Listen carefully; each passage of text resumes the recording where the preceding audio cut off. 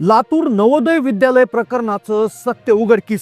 पोलिसांच्या तपासात अखेर या प्रकरणाचं रहस्य उघड झालं. आता आरोपींना होणार कडक शिक्षा.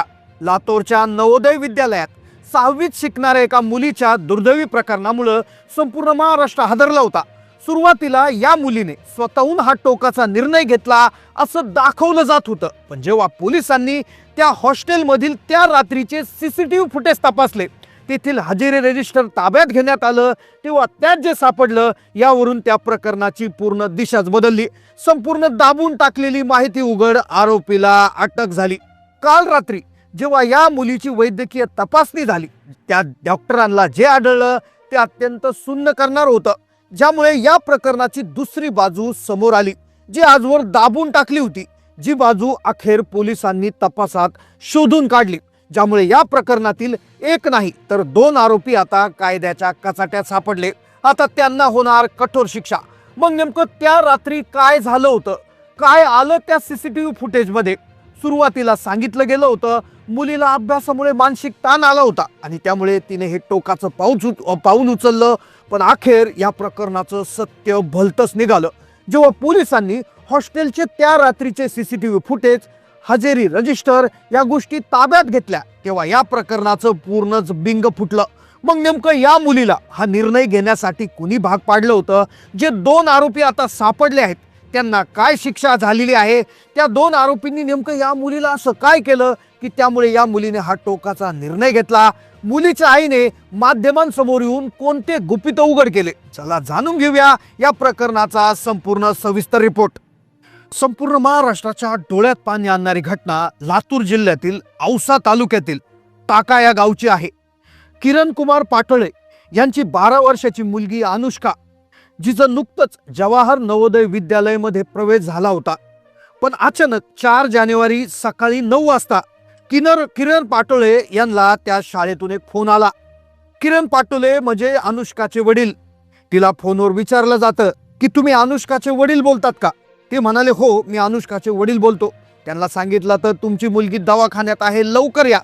आई वडिलाच्या जिवंत आकांताने ते तिथे पोहोचतात. पण तिथे गेल्यावर त्यांना जे दिसतं ते पाहून त्यांच्या आयुष्यातलं सगळ्यात मोठं दुःख त्यांना होतं.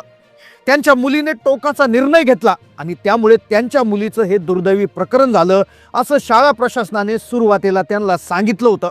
शाळा प्रशासन म्हणत होतं की हा अपघात आहे आणि तिने हे स्वतःहून केलंय.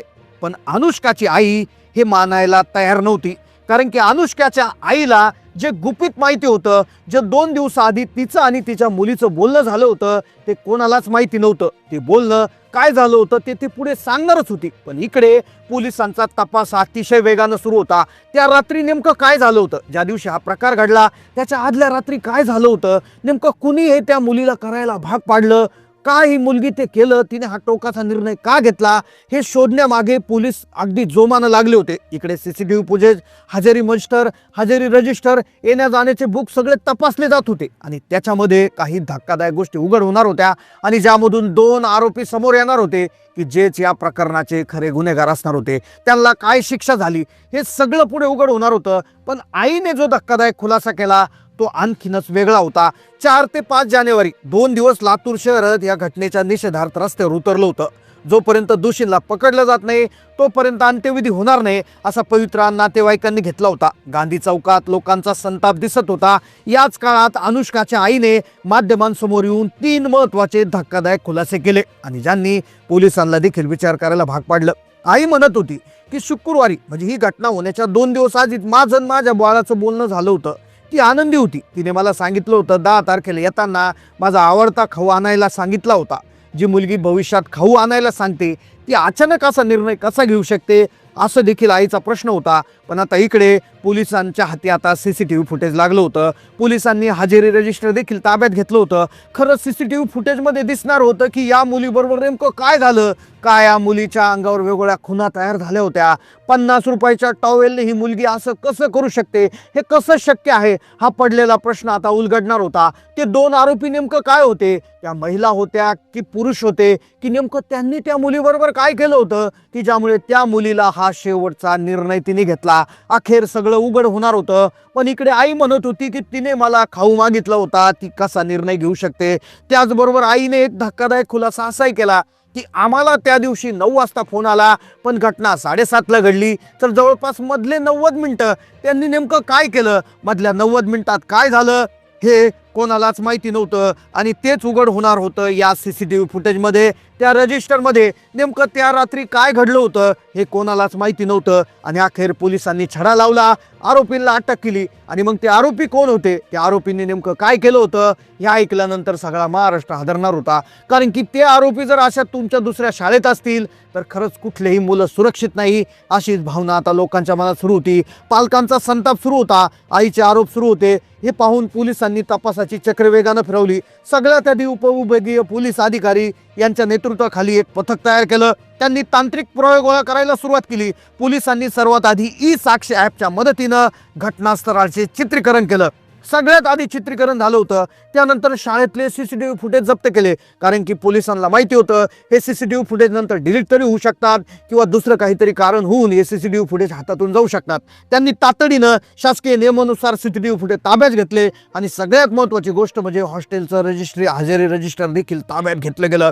या फुटेजचा आणि हजेरी पट्टाचा आता अभ्यास सुरू होता. जेव्हा पोलिसांना काही विसंगती आढळल्या, त्या रात्री हॉस्टेलमध्ये अनुष्का सोबत नेमकं काय वागणं झालं होतं, तिला नेमकं असं काय केलं होतं की ज्यामुळे हे सगळं प्रकरण घडलं होतं, हळूहळू सगळं समोर येत होतं. आणि त्यानंतर सगळ्यात महत्त्वाची गोष्ट घडली. तिकडे CCTV फुटेज तपासले जात होते, हजेरी रजिस्टर तपासलं जात होतं. पण खरा ज्या आरोपींचा जो मागोवा सापडला, आरोपींचा पुरावा सापडला, तो वैद्यकीय तपासात सापडला. जेव्हा डॉक्टरांनी या मुलीची वैद्यकीय तपासणी केली आणि त्यानंतर डॉक्टरांनी जे सांगितलं, जे वाक्य वापरलं, त्यानेच या प्रकरणाची सगळी दिशाच बदलली. डॉक्टरांनी सांगितलं की या मुलीच्या विविध भागांवर काही खुणा आहेत. त्या खुणांचा अर्थ काय लावायचा हा विषय होतच असताना त्यांनी सांगितलं की अनुष्कावर प्रचंड मोठा मानसिक दबाव होता. आणि हा दबाव अभ्यासामुळे नव्हता, तर हॉस्टेलमधल्या एका गोष्टीमुळे होता. मग कोणती ती गोष्ट होती की ज्यामुळे अनुष्कावर इतका ताण आला का तिने हा टोकाचा निर्णय घेतला, आपला शेवटचा निर्णय का घेतला, काय होत होतं त्या हॉस्टेलवर, त्या रात्री काय घडलं होतं. CCTV फुटेज आता जवळपास तपासणं संपत आलं होतं. डॉक्टरांनी सांगितलं तिच्यावर मानसिक ताण वेगळ्याच कारणामुळे आला होता. मग ते वेगळं कारण काय होतं, ते कारण या 2 आरोपींनी कशा पद्धतीनं तयार केलं होतं. मग कोणते 2 आरोपी होते, सगळी माहिती आता समोर येणार होती. इकडे डॉक्टरांनी तपासणी केली होती, तिकडे पोलीस तपासाला प्रचंड वेग आला होता.